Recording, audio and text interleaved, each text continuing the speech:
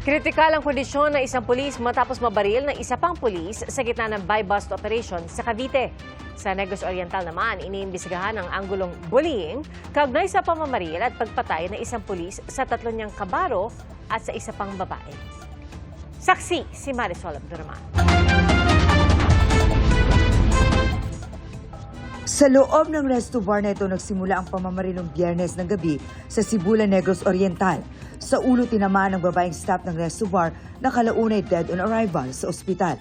Ang suspect na isang police staff sergeant sinundan palabas ng tatlo niyang kabaro, kabilang ang hepe ng Sibulan Police na si Captain Jose Simafranca. Sumakay sila sa pribadong sasakyan na ayon sa pulisya ay pagmamay-ari ng hepe. Doon na pinagbabaril at pinatay ng suspect ang tatlo niyang kabaro gamit ang kanyang service firearm. Hinuli po nila, dinasarmahan nila ng kaliber 45 ang pagkakamali lang po dahil hindi pinapkapan at hindi po pinusasan. Meron pa po siyang issue siya na Glock 17. At pagdating po nila sa loob, di umano, sila po ay nagtalo-talo at doon po nagsimula yung pamamaril. Patuloy na inaalam ang motibo sa pamamaril pero inalis na ng PNP ang anggulong away sa babae ang dahilan ng krimen.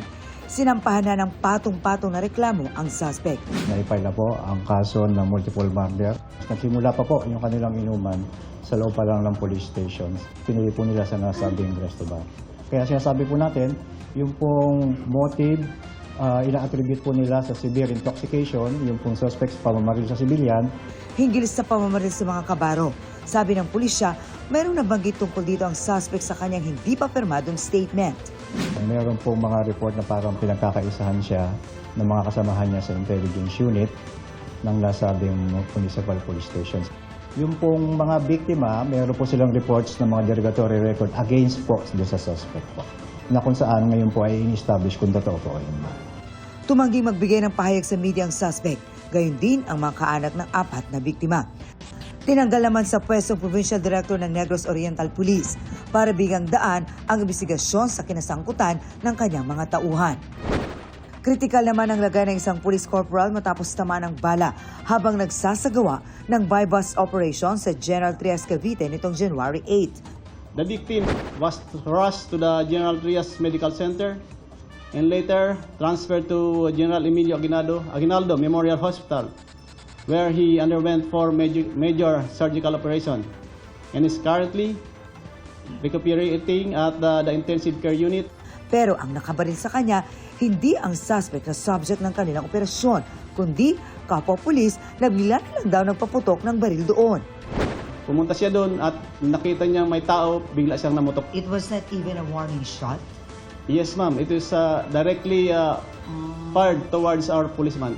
Arestado ang suspect na nakatalaga sa PNP Maritime Group sa Tanza.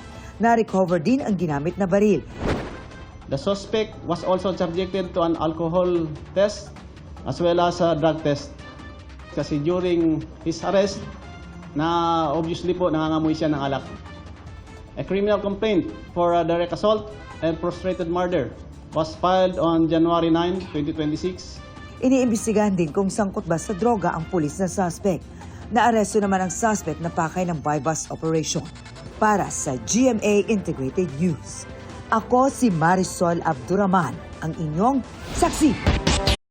Mga kapuso, maging una sa saksi. Mag-subscribe sa GMA Integrated News sa YouTube para sa iba't ibang balita.